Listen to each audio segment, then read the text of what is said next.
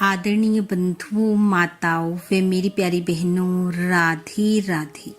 आप सभी का हमारे YouTube चैनल जीवन की धारा पर बहुत बहुत स्वागत है। बंधुओं, आज हम इस वीडियो में कार्तिक मास महात्म का दूसरा अध्याय सुनेंगे, जिसे सुनने सुनाने से भगवान श्री हरि की कृपा से पुत्र सुख, धन संपत्ति का सुख भोगता हुआ मनुष्य अंत में श्री हरि के धाम को पाता है।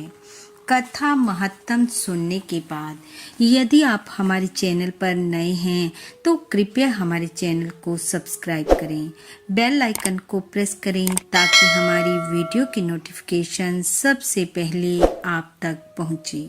वीडियो को शेयर व लाइक भी जरूर करें। भगवान श्री कृष्ण कहने लगे, हे प्रिय, गुणवती ने जब राक्षस के हाथ से उन दोनों के मारे जाने का हाल सुना तब वह पिता और पति के वियोग दुख से पीड़ित होकर करुण स्वर में विलाप करने लगी। हे नाथ, हे तात, आप दोनों मुझे अकेली छोड़कर कहाँ चले गए? मैं अनाथ बालिका आपके बिना अब क्या करूँगी? अब कौन घर में बैठी हुई मुझ कुशलहीन दुखनी स्त्री का भोजन और वस्त्र आदि के द्वारा पालन करेगा? इस प्रकार बारंबार करुणाजनक विलाप करके वह बहुत देर के बाद चुप हुई। गुणवती शुभ कर्म करने वाली थी। उसने घर का सारा सामान बेचकर अपनी शक्ति के अनुसार पिता और पति का पारलौकिक कर्म किया। तत्पश्चात वह उसी नगर में निवास करने लगी। शांत भाव से सत्य, शौच आदि के पालन में तत्पर हो भगवान विष्णु के भजन में समय बिताने लगी। उसने अपने जीवन भर 2 व्रतों का विधि पूर्वक पालन किया। एक तो एकादशी का उपवास और दूसरा कार्तिक मास का भली भांति सेवन। हे प्रिय, ये 2 व्रत मुझे बहुत ही प्रिय हैं। ये पुण्य उत्पन्न करने वाले, पुत्र और संपत्ति के दाता तथा भोग और मोक्ष प्रदान करने वाले हैं। जो कार्तिक के महीने में सूर्य के तुला राशि पर रहते समय प्रातः काल स्नान करते हैं, वे महापातकी होने पर भी मुक्त हो जाते हैं। जो मनुष्य कार्तिक में स्नान, जागरण, दीपदान और तुलसी वन का पालन करते हैं, वे साक्षात विष्णु के स्वरूप हैं। जो लोग श्री विष्णु मंदिर में झाड़ू देते, स्वास्तिक और निवेदन करते और श्री विष्णु की पूजा करते रहते हैं, वे जीवन मुक्त हैं। जो कार्तिक में 3 दिन भी इस नियम का पालन करते हैं, वे देवताओं के लिए वंदनीय हो जाते हैं। फिर जिन लोगों ने अजन्म इस कार्तिक व्रत का अनुष्ठान किया है, उनके लिए तो कहना ही क्या है। इस प्रकार गुणवती प्रति वर्ष कार्तिक का व्रत किया करती थी। वह श्री विष्णु की परिचर्या में नित्य निरंतर भक्ति पूर्वक मन लगाए रहती थी। एक समय जबकि जरा अवस्था से उसके सारे अंग दुर्बल हो गए थे और वह स्वयं भी ज्वर से पीड़ित थी, किसी तरह धीरे धीरे चलकर गंगा के तट पर स्नान करने के लिए आई। ज्यों ही उसने जल के भीतर पैर रखा, त्यों ही वह शीत से पीड़ित हो कांपती हुई गिर पड़ी। उस घबराहट की दशा में ही उसने देखा आकाश से विमान उतर रहा है, जो शंख, चक्र, गदा और पद्म धारण करने वाले श्री विष्णु रूपधारी पार्षदों से सुशोभित है और उसमें गरुड़ चिन्ह से अंकित ध्वजा फहरा रही है।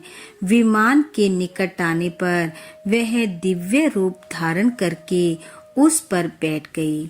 उसके लिए चवर डुलाया जाने लगा। मेरे पार्षद उसे बैकुंठ ले चले।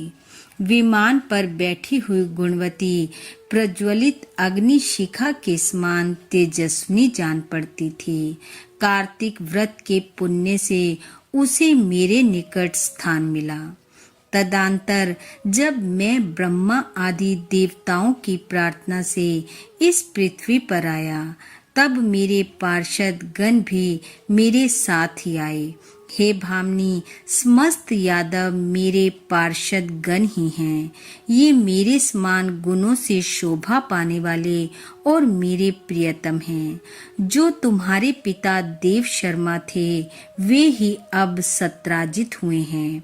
हे शुभे, चंद्र शर्मा ही अक्रूर है और तुम गुणवती हो। कार्तिक व्रत के पुण्य से तुमने मेरी प्रसन्नता को बहुत बढ़ाया है। पूर्व जन्म में तुमने मेरे मंदिर के द्वार पर जो तुलसी की वाटिका लगा रखी थी, इसी से तुम्हारे आंगन में कल्प वृक्ष शोभा पा रहा है। पूर्व काल में तुमने जो कार्तिक में दीपदान किया था, उसी के प्रभाव से तुम्हारे घर में यह स्थिर लक्ष्मी प्राप्त हुई है।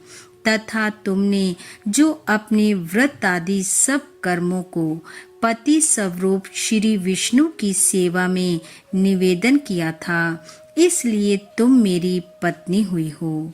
मृत्यु उपरांत जो कार्तिक व्रत का अनुष्ठान किया है, उसके प्रभाव से तुम्हारा मुझसे कभी भी वियोग नहीं होगा।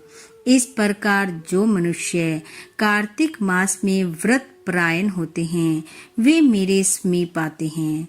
जिस प्रकार की तुम मुझे प्रसन्नता देती हुई यहाँ आई हो। केवल यज्ञ, दान, तप और व्रत करने वाले मनुष्य कार्तिक व्रत के पुण्य की एक कला भी नहीं पा सकते। सूत जी कहते हैं, इस प्रकार जगत के स्वामी भगवान श्री कृष्ण के मुख से अपने पूर्व जन्म के पुण्य में वैभव की बात सुनकर उस समय महारानी सत्यभामा को बड़ा हर्ष हुआ। बोलो विष्णु भगवान की जय। बंधुओं, भगवान श्री हरि की कृपा आप व आपके परिवार पर सदैव बनी रहे। आपका घर आंगन खुशियों से महकता रहे। इन्हीं शुभकामनाओं के साथ आप सबका बहुत बहुत धन्यवाद। राधे राधे।